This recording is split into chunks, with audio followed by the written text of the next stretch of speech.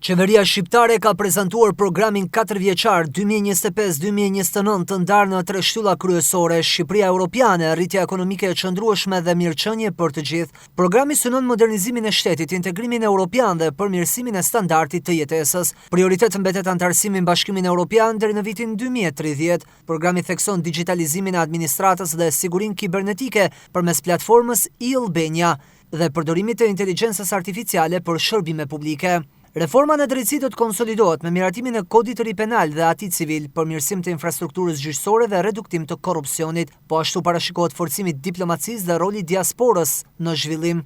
Programi synon rritje ekonomike mesatare 4% në vit dhe rritjen e të ardhurave për frymë në 15.000 euro deri në vitin 2029. Do të vijë konsolidimi fiskal, ulja e borxhit publik dhe ruajtja e politikës së taksës 0% për bizneset e vogla.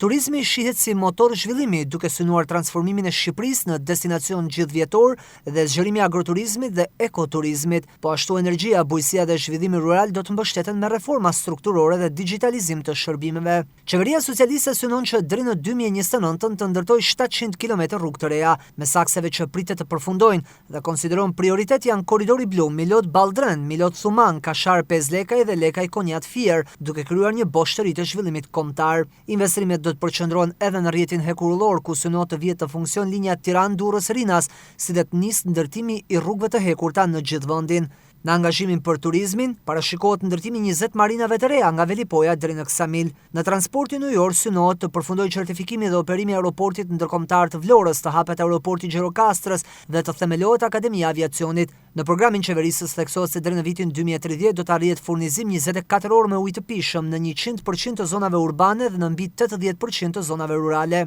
Në arsim, qeveria synon rritje të pagës mesatare të mësuesve në 1.250 euro deri në 2029, ndërtimin e 200 shkollave të reja, vendosjen e 1.000 laboratorëve inteligjent dhe digitalizim të plotë të sistemit arsimor.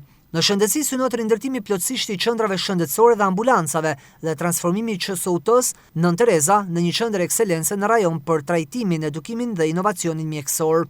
Programi parashikon modernizimin e sigurisë publike përmes Smart City, hartës digjitale të kriminalitetit dhe përdorimit të dronëve.